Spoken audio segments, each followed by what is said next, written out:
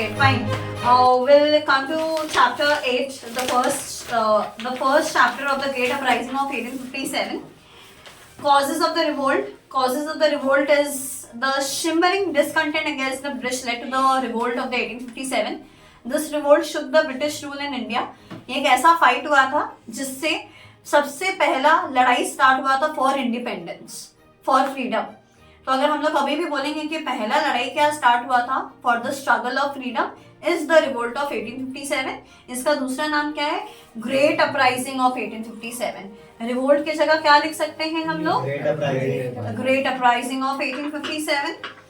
Political causes. The British land revenue policies angered many chiefs and landlords. Political causes मतलब क्या होता है कि पॉलिटिक्स में क्या क्या चेंजेस आया और ऐसा क्या हुआ कि पॉलिटिकली लोगों को बहुत ज्यादा प्रॉब्लम फेस करना पड़ा. फॉर एग्जाम्पल पॉलिटिक्स में कौन होते हैं? Chiefs, officials, ministers. उनके साथ क्या कर रहे थे ब्रिटिशर्स लोग? उनको जाके कन्विंस कर रहे हैं कि आप डॉक्ट्रिन ऑफ लैप्स रहेगा अब से आपके ऊपर. आपका अगर बेटा नहीं हुआ तो फिर वो रूल नहीं कर पाएगा. इन केस अगर आपका बेटा नहीं होता है वो रूल भी नहीं कर पाएगा और आपका सारा का सारा प्रॉपर्टी कैप्चर हो जाएगा and it will come to the Britishers. Fine. Next is they also used the policy of subsidiary alliance. Subsidiary alliance means to go to some place, वहाँ पे बोलना कि हम आपको वॉर के टाइम पे प्रोटेक्ट करेंगे, ठीक है. उसके बदले हम लोग को अपने ऑफिस में क्या देना पड़ेगा? एक जगह देना पड़ेगा. And as soon as Nizam of Hyderabad ये ट्रीटी साइन करते हैं तो क्या होता है कि धीरे धीरे करके हैदराबाद का जो रूलर होता है, जो निजाम होता है, निजाम मतलब रूलर, वो उसको वहां से निकाल दिया जाता है. ठीक है. तो सब्सिडियरी अलायंस समझ में आ गया क्या होता है. डॉक्ट्रिन ऑफ लैप्स समझ में आ गया. ये दोनों पॉलिसीज ब्रिटिशर्स ने इसलिए अप्लाई किया था सो दैट वो लोग मैक्सिमम ऑफ द प्लेसेस को क्या कर पाए? एनेक्स कर पाए या कैप्चर कर पाए. कैप्चर का दूसरा वर्ड क्या है? Annex. That's right. Next is Awadh. Awadh को किस टर्म्स में कैप्चर किया गया था? Subsidiary alliance. It's written in the fourth line, the first word, that is subsidiary alliance. And then later on we can come down to the last paragraph. The annexation of Awadh caused widespread discontent, dissatisfaction among different sections of the people, the craftsmen, the entertainers who lost their rulers' patronage. Rulers patronage मतलब कि क्या होता है? Rulers kingdom sort of. आज मेरे को habit है कि नरेंद्र मोदी जी रूल कर रहे हैं या मेरे को हैबिट है कि मनमोहन सिंह जी रूल कर रहे हैं. That is fine. बट अगर कोई और तीसरा आ जाएगा जिसको हम पसंद नहीं करते तो मेरे को अच्छा लगेगा क्या? नहीं अच्छा लगेगा. तो वैसे क्या होता था, अवध के जो लोग थे उनको हैबिट था एक रूलर का. अब उनको जब वहां से हटा दिया गया तो उनको वो चीज पसंद नहीं आया. और अवध के रूलर को हटा के कौन आया सीट में? ब्रिटिश. तो ब्रिटिश किसी के साथ अच्छा बिहेव करे थे कि खराब ही बिहेव कर रहे थे. उसके बाद क्या है? there was resentment even among the sepoys who came from peasant families, as their families now had to pay revenue at high rates without any hope of remission. Peasants का family, peasant means क्या होता है? Farmers. अब बहुत सारे ऐसे farmers के family थे जिनके बच्चे लोग फार्मर्स तो नहीं बने, वो लोग क्या बन गए? सोल्जर्स. ऑलरेडी फार्मर्स बहुत रिच होते हैं क्या? बहुत रिच तो होते नहीं है. सोल्जर्स बने. सोचो वहाँ पे कंडीशन अच्छा होगा या भारत के लिए कुछ करना है सॉर्ट ऑफ. तो वहाँ पे भी क्या हुआ? उनको बोला गया कि आप हाई टैक्स पे करो. एक तो उनके बच्चे सोल्जर्स बने और जो ऑलरेडी उनके पेरेंट्स फार्मिंग कर रहे हैं उनको क्या बोला जा रहा है? To pay the taxes. Now they are not able to pay the taxes. Then what is happening? कि क्या हो रहा है? टैक्स पे ही नहीं कर पा रहे तो वो लोग डायरेक्ट किस पे गुस्सा आ रहा है? ब्रिटिश पे गुस्सा आ रहा है. So everything that they were doing led to the anger of the people because people were not liking to pay the taxes. People were not liking the dislocation of their rulers, and also the policies such as subsidiary alliance and doctrine of lapse. Now you can just take 30 seconds and see the cause of the revolt, political causes in Awadh.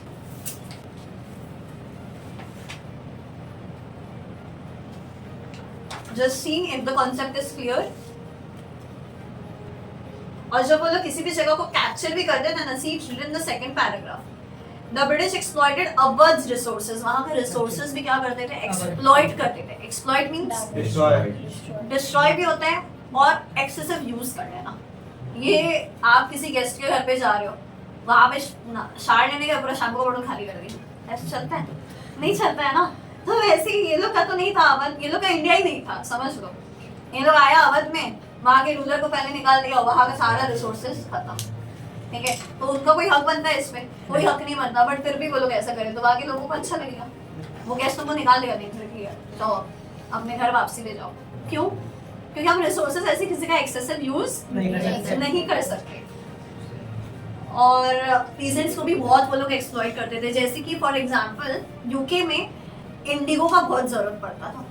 Indigo क्या होता है? Die होता है, colour, ठीक है। जरूरत पड़ता था।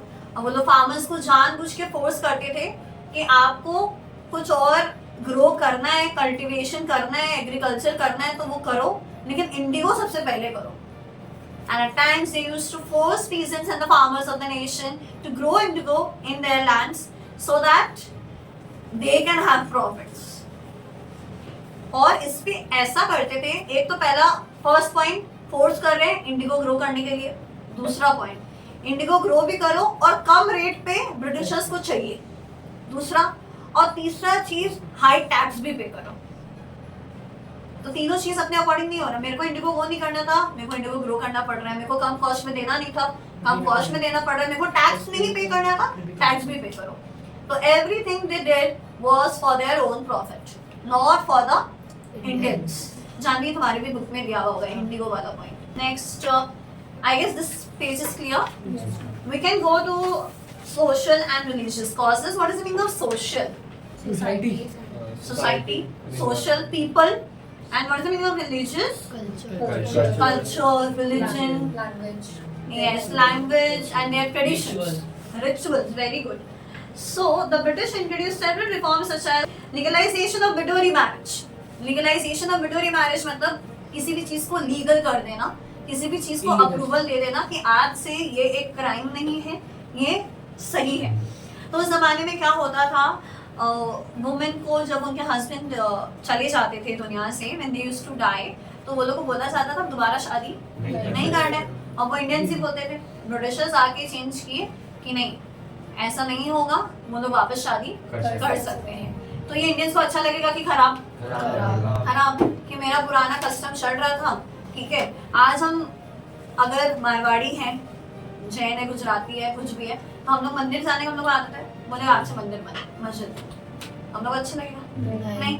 तो वैसे ही वीडियो का मैरिज करना was very much disregarded by the people of India, कि वो लोग डिसरेस्पेक्टफुल, डिसरिगार्डेड, सेम ही है कि अलाउ नहीं किया जाता था कि नहीं आप शादी वापस नहीं कर सकते। लेकिन क्या होता था कि फोर्स करके ब्रिटिश लोगों ने ये अप्लाई किया कि नहीं आप वापस शादी कर सकते हो। चीज अच्छा था, अभी के टाइम पे अच्छा ही है ना। कोई के अगर husband for some other reason expire कर जाता है तो क्या पूरा टाइम, पूरा लाइफ में से बिताना बहुत मुश्किल हो जाता है। मैरिज करना इज फाइन, बट उस टाइम लोगों को बहुत गुस्सा आया। उस टाइम पे उनको लग रहा था कि Britishers are doing this to promote their own religion, Christianity. हम लोग को ऐसा लग रहा था कि लोग आए हैं, एक तो ये लोग टैक्स वगैरह, मनी रिलेटेड तो सारे इश्यूज हो ही रहे, ठीक है, डिसलोकेशन ऑफ रूलर्स हो रहा है। ऊपर से ये लोग हम लोग के कास्ट को, कस्टम्स को, ट्रेडिशंस को भी नहीं छोड़ा। कल्चर में भी ये लोग आके बोल रहे कि नहीं विडोरी मैरिज करो, चाइल्ड मैरिज स्टॉप करो, सती प्रथा नहीं हो सकता, ठीक है। और ये सब बहुत कुछ उन्होंने अप्लाई किया, तो ये चीज हम लोग को अच्छा नहीं लगा। तो this was all about social and religious causes. And क्या अभी के लिए तो हम लोग को लगता है कि अच्छा ही है, ठीक है। अगर अभी हम लोग सोचेंगे कि हाँ चाइल्ड मैरिज नहीं होना चाहिए, सती नहीं होना चाहिए, विडो रिमैरिज होना चाहिए, कि विडोज वापस रिमैरिज कर ले, लेकिन उस समय लोगों को बहुत गुस्सा आ रहा। तो उस समय लोगों को लग रहा था कि नहीं, ये हम लोग के लाइफ के सबसे इम्पोर्टेंट पार्ट में ये लोग क्या कर रहे हैं, इंटरफेयर कर रहे हैं। फाइन, रैडिकल डिस्क्रिमिनेशन होता है। रैडिकल नहीं होगा, रेशियल होगा। रेशियल है तो racial means on the basis of skin colour, because they were white skin. तो इंडियंस का कभी उतना वाइट स्किन रहा नहीं है, मतलब एज कम्पेयर टू देम। अगर हम लोग बोले कि हम लोग फेयर है, ऐसा नहीं है, क्योंकि उनका व्हाइट स्किन बहुत अलग होता है, तो उनके लिए हम लोग क्या ब्लैक ही हैं या लेट्स से ब्राउन स्किन ही है, तो वो लोग इस चीज़ पर डिस्क्रिमिनेट करते हैं कि हम लोग तो काले हैं, वो लोग गोरे हैं। सो जो गोरे लोग हैं उनके पास ज़्यादा राइट्स होना चाहिए, ज़्यादा प्रिविलेजेस होना चाहिए, और ब्लैक स्किन के पास नहीं होना चाहिए, या फिर उनको जीने का हक नहीं है, उनका उतना रेस्पेक्ट नहीं होना चाहिए सोसाइटी में। All this things were there. Next is economic causes. Economic causes means money related things. Economic policies are the which caused widespread distress. Economically जो भी वो लोग रूल्स वगैरह बनाते थे उससे बहुत ज़्यादा प्रॉब्लम हुआ लोगों को, और फिर जमींदार लॉस देयर लैंड्स, इतना टैक्स पे करना होता था कि जमींदार लोग का जो भी लैंड होता था वो सब उन्होंने खो दिया। उसके बाद peasants were made poorer by the high rates of taxes. Peasants को क्या बोल रहे हैं? हाई टैक्सेस पे करो, हाई टैक्सेस पे करेंगे तो वो लोग का होगा कमाई, तो ऑलरेडी कम होता है, ऊपर से हाई टैक्स पे करो, लैंड का रेंट पे करो, उनके पास कुछ नहीं बचता था, तो उनका बिजनेस खत्म हुआ। इकोनॉमिक कॉजेज में ध्यान रखो, economic means related to money, और मनी से रिलेटेड जो भी आपको पॉइंट्स याद आते हैं, ब्रिटिशर्स जो गलत किए हैं वो सारा लिख सकते हैं, पीजेंट्स पे लिख सकते हैं, जमींदार पे लिख सकते हैं, और टैक्सेस के बारे में लिख सकते हैं। The Indian rulers who lost their power could no longer patronise the traditional Indian crafts. जैसे बहुत सारा आर्ट है इंडिया का which are very famous, but Britishers लोगों ने क्या किया, वो सारा बंद करा दिया, क्योंकि उनको ये करना था, उनको जिस चीज़ में प्रॉफिट होता था ना, लेट्स से उनको कॉटन चाहिए तो कॉटन का एग्रीकल्चर करो, अरे नहीं करना कॉटन एग्रीकल्चर, हम यहाँ पे अपने जो भी लैंड है उसमें हम लोग व्हीट ग्रो कर रहे हैं, राइस ग्रो कर रहे हैं, नहीं वो नहीं करना है कॉटन, क्योंकि उनको कॉटन चाहिए। उनको कॉटन क्यों चाहिए? क्योंकि उनको रॉ मटेरियल चाहिए। वहाँ पे यहाँ से कॉटन लेके जाएंगे अपने यूके में, कपड़ा बनाएंगे और उसको इंडिया लाके कम रुपए में भेज देंगे। Which line it is? Okay, this line. The Indian rulers who lost their power could no longer patronize, could no longer promote the Indian crafts. अब उनके पास कोई हक नहीं बनता था कि वो इंडियन क्राफ्ट्स को कैसे प्रमोट करेंगे, क्योंकि इंडियन क्राफ्ट्स को क्या बोले कि सब काम छोड़ो मेरा काम करो, ठीक है। Their armies too were disbanded, और आर्मीज को क्या कर दिया था? Disbanded मतलब डिसमिस कर दिया था। Many artisans and soldiers thus became unemployed. बहुत सारे आर्टिस्ट, बहुत सारे सोल्जर्स इस वजह से क्या हो गए थे? अनएम्प्लॉयड हो गए थे। मिलिट्री कॉजेस क्या है? मिलिट्रीज के साथ जो भी वो लोग गलत व्यवहार कर रहे थे, फॉर एग्जांपल लो रैंक में हमेशा इंडियन सोल्जर्स रहेगा, वो कभी हाई रैंक में जा ही नहीं सकता, प्रमोट हो ही नहीं सकता, और हाई रैंक में हमेशा किसको प्रेफरेंस मिलता था? British sipahis and soldiers. Special alliance, अगर देखो यहाँ पे लिखा है, even the special alliance that was given to them when they were sent to war was discontinued. Special allowance मतलब कि अगर आप एक्स्ट्रा आवर वर्क करोगे तो एक्स्ट्रा आपको मनी मिलता था, तो वो इंडियंस को नहीं मिलता था। बोलते एक्स्ट्रा काम करना तो आपका ड्यूटी है, आपको उसके लिए कुछ भी एक्स्ट्रा पर्क्स नहीं मिलेगा। Next, besides the sepoys resented the British regulations banning beards and use of caste marks. beards रखना अलाउड नहीं है, बताया था लास्ट दिन। बियर्ड नहीं रख सकते, कोई का अपना अपना प्रेफरेंस है।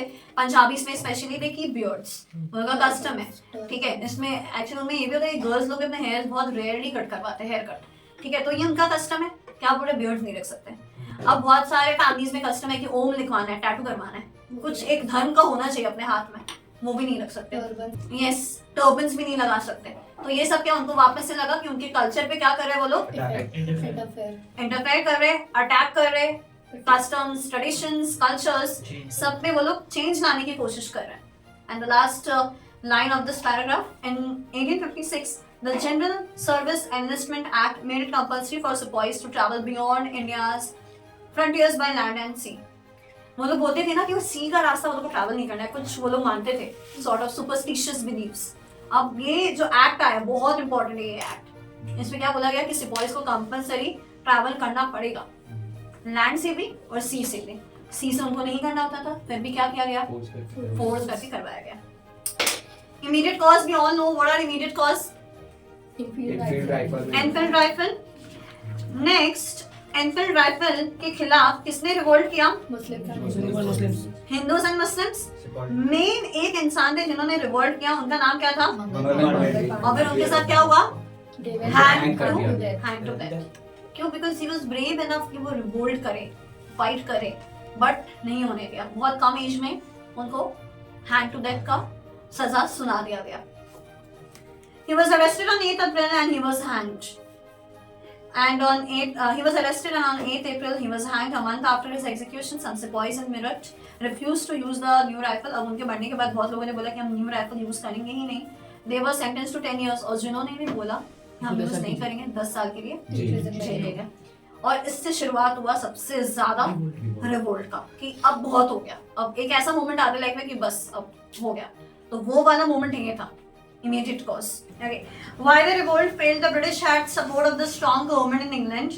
Besides their administrative centers in India, we were well connected by railways, roads, and telegraph lines. The British also had able generals and superior military techniques. Fight जो होता है वो दो टीम के बीच में होता है. दो टीम के बीच में एक स्ट्रांग होता है और एक वीक होता है. जो स्ट्रांग होता है वो जीत जाता है और वीक हार जाता है. यहाँ पे स्ट्रॉन्ग ब्रिटिशर्स ही थे, इसीलिए वो हम लोग के इंडिया को ऑलमोस्ट 150 to 200 इयर्स रूल किए. क्यों स्ट्रॉन्ग थे? रीजंस क्या था? एबल जनरल्स थे और मॉडर्न टेक्निक्स हम लोगों को. Yes, good. एबल जनरल्स थे. जनरल्स मतलब people, officers sort of. And military techniques उनका बहुत ज्यादा क्या था? एडवांस लेवल पे था. ठीक है. इन कॉन्ट्रास्ट मतलब ऑपोजिट में इंडिया का लोगों का, सिपाहीज का मिलिट्री टेक्निक्स कैसा था? ओल्ड था. Lacked experience, coordination, failed to consolidate their gains. वो लोग एक साथ टीम बना के नहीं चल रहे केमिस्ट्री कम था बीच में. यस, कोऑर्डिनेशन कम था. Moreover, the rebels got almost no support from the British stronghold of Bengal, Bombay and Madras. और moreover, rebels को support चाहिए था. किसका सपोर्ट चाहिए था? बंगाल, बॉम्बे एंड मद्रास का सपोर्ट चाहिए था. वो भी उनको नहीं मिला. Contrast, Indian military techniques were outdated. The rebel leaders lacked experience and coordination. They failed to consolidate their gains. Moreover, the rebels got almost no support from the British strongholds of Bengal, Bombay and Madras. सिपाही को support चाहिए था बंगाल, बॉम्बे और मद्रास का, वो उनको नहीं मिला. Where the British took all the possible precaution to keep the rebels in check. In check मतलब ध्यान रखना कि रिबल्स लोगों को कहीं ज्यादा सपोर्ट नहीं मिल जाए. कलकत्ता फॉर एग्जांपल उस समय कैपिटल था. कलकत्ता का सबसे ज्यादा स्ट्रॉन्ग होल्ड उस समय किसके पास था? ब्रिटिशर्स के पास था. समझ लो कि इंडिया में दिल्ली जो है कैपिटल, वहीं पे अगर ब्रिटिश आ गया और उसको वहां पे सबसे ज्यादा सपोर्ट है तो पूरा इंडिया क्या है? ऑलमोस्ट कैप्चर्ड है. तो वैसे उस समय कलकत्ता उनका सबसे मेन रीजन था टू गेन सपोर्ट, और वहां पे उनका था बहुत स्ट्रॉन्ग होल्ड था. इसीलिए उनका पूरा इंडिया में धीरे धीरे करके क्या बढ़ता गया? रूल, किंगडम, एम्पायर बढ़ता गया. Yes, exactly. उसके बाद यहाँ पे in Madras people suspected of spreading the message of rebellion were arrested. जो रिबेलियन का मैसेज कर रहे थे, जो लोगों को मोटिवेट कर रहे थे फाइट करने के लिए, उनको क्या किया जा रहा था? Arrest. The rule and deport कर दिया जा रहा था अंडमान आइलैंड्स में. The rulers of many Indian princely states remained aloof, and some rulers like Nizam of Hyderabad, ruler of Nepal, वो लोग को क्या कर दिया जा रहा था? वो लोग in fact helped the British in suppressing the revolt. कुछ लोग थे इंडिया के ही जो किसको सपोर्ट कर रहे थे? सबसे इम्पोर्टेंट नाम है निजाम ऑफ हैदराबाद, दूसरा रूलर ऑफ नेपाल, तीसरा सिंधिया और ग्वालियर. सिंधिया ये वहाँ का लैंग्वेज है, वहाँ के रूलर को यही बोलते हैं. ठीक है. निजाम ऑफ हैदराबाद मतलब रूलर ऑफ हैदराबाद. तो ये तीन चीज बहुत इंपॉर्टेंट है कि ये समझ में आता है कि Nizam of Hyderabad, ruler of Nepal and Scindia of Gwalior actually में किसको सपोर्ट कर रहे थे? ब्रिटिश को सपोर्ट कर रहे थे. Another weakness of the revolt was the aloofness of the Western educated Indians who probably regarded British rule as the necessity of Indian modernization. और कुछ वेस्टर्न रूलर्स थे, वो लोग क्या बोल रहे थे? वेस्टर्न रूलर्स या फिर वेस्टर्न स्कॉलर्स, एजुकेटेड पीपल कि अच्छा हुआ ब्रिटिश आए, बहुत अच्छा हुआ, ताकि इंडिया क्या हो रहा है धीरे धीरे मॉडर्न हो रहा है. Once there are always two sides of the coin. अच्छा भी होता है, बुरा भी होता है. तो वो लोग ये देख रहे थे कि अच्छा हो रहा है, बट वो लोग ये नहीं देखना कितना खराब भी तो हो रहा है. अच्छा होने के चलते क्या हो गया? इतना ज्यादा डिस्ट्रक्शन है. जनरल वाला बाग मैसेकर पता है कौन क्या था? कौन थे वो? ब्रिटिश. तो वो मॉडर्नाइजेशन के चक्कर में कितना कुछ और गलत हो गया लोगों के साथ. तो वही जितना अच्छा हुआ उससे ज्यादा क्या हो गया? नुकसान हो गया, गलत हो गया. नेचर ऑफ द रिवोल्ट क्या है? नेचर मतलब क्या होता है कि कैसा था बिहेवियर. नहीं, यहाँ पे बिहेवियर नहीं है, यहाँ पे रिवोल्ट का इंटेंसिटी क्या था. ठीक है. The revolt of 1857 caused the Sepoy Mutiny, the first war of independence. तो हम लोग को 4 नाम मिल गए. The Revolt of 1857, Great Uprising of 1857, Sepoy Mutiny, First War of Independence. 4 names means the same. ठीक है. The revolt began with the mutiny of the sepoys, but was soon transformed and, in fact, estimated 1.5 lakhs to 1.5 lakhs people killed in the revolt, and out of which 1 lakh were Civilians. civilians. 50,000 soldiers मर गए और 1 lakh people. 3,000. ठीक है. Civilians मतलब क्या होते हैं? Normal people. Yes. Bahadur Shah suffered for a short while to win the freedom from foreign rule. This supports the argument of the revolt that indeed it was the first war of independence. Concept of loyalty towards the country had not yet developed. एक country के लिए आपको loyal होना चाहिए. वो idea अभी तक लोगों के माइंड में डेवलप नहीं हुआ. वो लोग क्या कर रहे हैं? फॉर एग्जाम्पल एक मूवी था मणिकर्णिका, उसमें लिटरली ये बताया कि एक इंसान था, वो अपने ही घर को धोखा दे रहा है क्योंकि उसको ब्रिटिश बोला कि हम आपको बहुत अच्छा पैसा दे देंगे या बहुत अच्छा आपको एक किंगडम दे देंगे पूरा का पूरा. ठीक है. उसके वजह से वो क्या कि अपने ही भाई को धोखा दिया, क्योंकि इंडियंस हमेशा मैनिपुलेट होते थे और वो हमेशा ये सोचते थे कि अगर वो ब्रिटिश का साथ देंगे तो उनको मॉनिटरीली कुछ ना कुछ फायदा होगा. That was enough for them. But actually में उनको किसका साथ देना चाहिए था? खुद का प्लस अपने लोगों का, मतलब कि इंडियंस का साथ देना चाहिए था. बट वो ऐसा बहुत बार नहीं किए. This is the main reason कि उन्होंने इतना लंबा टाइम तक रूल किया हम लोगों को. Next is result of the revolt, and we are towards the end of the chapter. The revolt marked the end of the East India Company's rule in India, and the British Crown took over the administration of British Indian territories in 1858. इसका मतलब क्या है? सबसे पहले जब Britishers आए थे ना इंडिया में, तो वो लोग एक कंपनी के साथ आए थे, English east India company, EEIC. तो जब वो लोग इस कंपनी को लेकर के आए थे, वो लोग यही सोचे थे कि ठीक है यहाँ पे बिजनेस और करने के. उनको समझ में आ गया कि ये तो इंडियंस हैं, एकदम इजीली मैनिपुलेट हो जाएंगे. ठीक है. हम यहाँ पे बिजनेस के अपना पूरा का पूरा एम्पायर सेटअप कर सकते हैं. ठीक है. किसको लगा ये चीज? यस, ब्रिटिशर्स को लगा. तो फिर क्या हुआ कि धीरे धीरे करके वो लोग EEIC को हटाया और ब्रिटिश एडमिनिस्ट्रेशन को ही इंडिया में लेके आ गए. मतलब ब्रिटिश का एम्पायर, ब्रिटिश का management, everything of the Britishers, so that they can actually start ruling India rather than just being a business sector. India उनका क्या बन गया था? पूरा का पूरा टेरिटरी बन गया था. The cabinet rank minister, called the Secretary of the State for India, was put in charge of the British political affairs in India. He was responsible to the Parliament. The Governor General under the company became known as Viceroy. जो government बना सबसे पहले India में, उनका नाम क्या हुआ? Viceroy. क्या नाम था? वाइसरॉय. जैसे हम लोग में गवर्नमेंट बोलते हैं, प्राइम मिनिस्टर बोलते हैं, उनमें क्या बोलते हैं? Viceroy. Lord Canning, the last Governor General of the company, became the first Viceroy under the Crown. Company का लास्ट वो गवर्नर जनरल था, मतलब कि कंपनी का हेड था वो. EEIC था ना पहले, समझो EEIC था पहले, उसका लास्ट हेड कौन था? Lord Canning. और इंडिया का वो फर्स्ट क्या था? वाइसरॉय. वो खत्म हुआ, उसका लास्ट हो गया. जो स्टार्ट हुआ कंपनी का एडमिनिस्ट्रेशन, तो उसका वो क्या बन गया? First viceroy of India, and the name is Lord Canning. क्या है? Lord Canning. That's right. At a darbar held in Allahabad, he read out the Queen's proclamation. दरबार में, जो कि इलाहाबाद में, दरबार मतलब एक गैदरिंग हुआ था, sort of community function, community gathering, जिसमें वो क्वीन का प्रोक्लेमेशन रीड करते हैं. कौन रीड किया? Lord Canning. लॉर्ड कैनिंग कौन है? वाइसरॉय, इंडिया का फर्स्ट वाइसरॉय, EEIC का लास्ट गवर्नर जनरल. ठीक है. वो क्वीन का प्रोक्लेमेशन रीड करते हैं. Appreciation of the loyalty shown by the Indian princes during the revolt, the proclamation discontinued the doctrine of lapse. बोलते कि आप लोग तो बहुत अच्छे लोग हो, आप लोग से ज्यादा दिलदार तो कोई है ही नहीं, एकदम मस्त लोग हो, तो इसलिए हम लोग आपसे डॉक्ट्रिन ऑफ लैप्स को क्या करते हैं? बंद कर देते हैं. बोलते हैं ना कि बड़ा चीज है तो छोटा छोटा क्या बोलते हैं, लालच सॉर्ट ऑफ, या छोटा छोटा ऐसा चीज करो कि इंडियंस को लगा वाह आप तो भगवान आ गया हमारे धरती पे. ठीक है. और किसी का दरकार ही नहीं था, तो ये क्यों किया? जानबूझ के किया, डॉक्ट्रिन ऑफ लैप्स हटाया, ताकि इंडियन रूलर्स को लगे कि वाओ देखो ये लोग कितने अच्छे हैं, हम लोग बोले हटाने और ये लोग हटा लिए.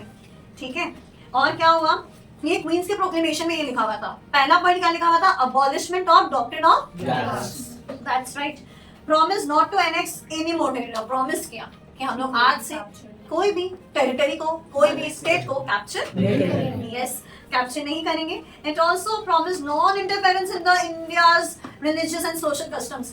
हम कोई इंटरफेरेंस भी नहीं करेंगे. शादी, मिडोरी मैरिज, ये सब पे अब से हम लोग इंटरफेयर नहीं करेंगे. This meant that the British would no longer take interest in the social and religious reforms. They hoped this would win them loyalty. उनको ये लगा कि इससे तो हम जल्दी से किसका भरोसा जीत लेंगे? इंडियंस का भरोसा जीत लेंगे.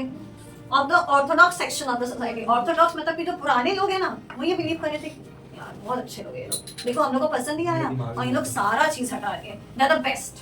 ठीक है? तो इसीलिए ये सारा क्वींस प्रोक्लेमेशन में लिखा हुआ था so that they can win India's trust. India के लोगों का ट्रस्ट वो लोग जीत पाए. To win the loyalty of the zamindars, the British recognized their traditional land rights and also gave them honors and titles. Honors पहले क्या बोले थे? बहादुर शाह सफर को बोला नहीं आप बहादुर शाह का टाइटल नहीं रख सकते, you're not allowed. फिर क्या बोला नहीं आराम से टाइटल रखो कोई दिक्कत नहीं है. डिवाइड एंड रूल मतलब क्या होता है? स्टार्ट किया. वो लोग बोला कि ये लोग ये सब चीज से तो मानेंगे नहीं, ये लोग रिवोल्ट स्टार्ट कर दिया. अब चलो हम लोग क्या करते हैं अंदर ही अंदर प्लानिंग करते of divide and rule to prevent India's uniting, ताकि इंडिया को हम कभी यूनाइट होने ही नहीं दें. यूनाइट नहीं होने देंगे तो कभी लड़ाई उतना बड़ा होगा नहीं. कभी नहीं होगा बड़ा. They followed a policy to deliberate discrimination against the Muslim community. और ऐसा वो लोग करने लगे हैं ना कि कभी हिंदूज को ज्यादा प्रेफरेंस दे रहे हैं, कभी कभी मुस्लिम्स मुस्लिम्स को. को. हिंदूज को लग रहा है कि वाह ब्रिटिश बहुत अच्छे हैं, वो तो उसके अगेंस्ट है. और मुस्लिम्स को ऐसा लग रहा है. और धीरे धीरे वो ये भी करने लगे, मुस्लिम्स को बोलते थे देखो हिंदूज तुम्हारे बारे में ऐसे बोल रहा था, और हिंदूज को बोलते थे मुस्लिम्स तुम्हारे बारे में ऐसे बोल रहे थे. धीरे धीरे करके इतना बड़ा ब्रिज हो गया कि आज भी वो जो ब्रिज है वो कभी फिल नहीं हो पाया. And the last line, although the revolt failed, it marked the beginning of a broader struggle against British. Revolt तो fail हो गया, लेकिन एक struggle तब से ही शुरू हो गई थी. Which year? Revolt of 1857. That's right.